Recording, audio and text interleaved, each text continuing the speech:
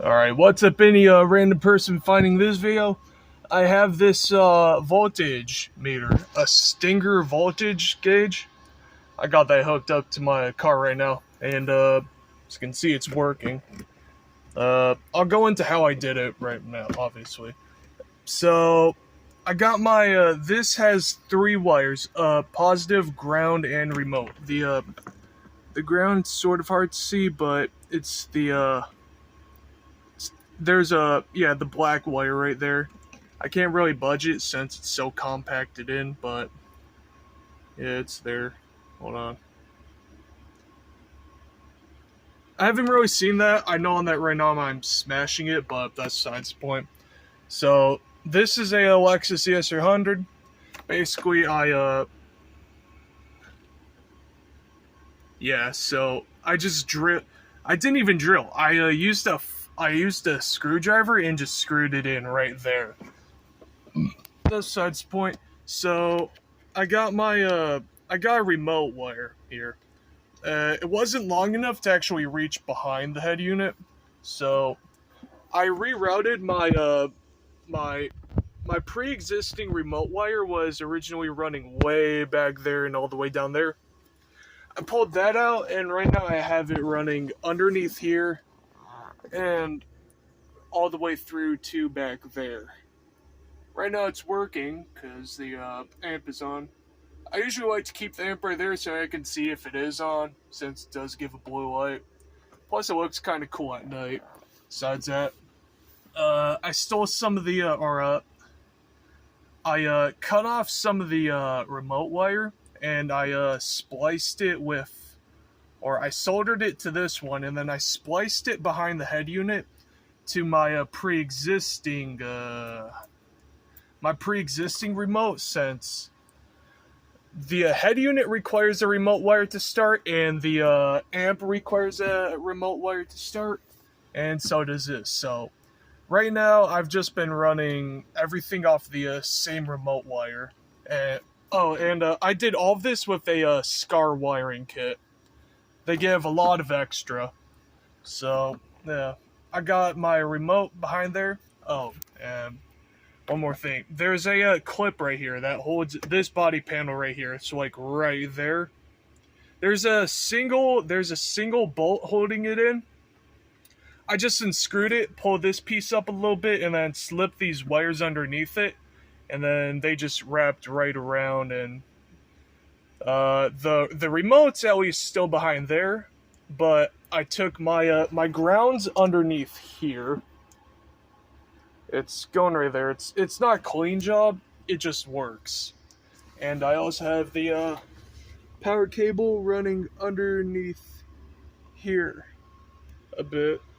And then it comes out right there, and then I just ran it back. But yeah, so my remote's back there. It works, as you can see. So yeah, take that off. That turns off. And obviously it'll start up again. Takes a bit, so remote wire, it can still function without a remote wire. I know that some videos have them have those hooked up to like a switch. I don't know why. I mean, I guess it's how you could check the voltage while your car's off, but that's kind of worthless. Anyways, I got the ground. I did it the most ghetto way I could. So, let's see here. Yeah. So, I just took the ground, I wrapped it around this bolt, and then I twisted it down on top of my, I basically sandwiched it in between my pre-existing ground and the bolt that I grounded that ground to. So, it's not pretty, but it works.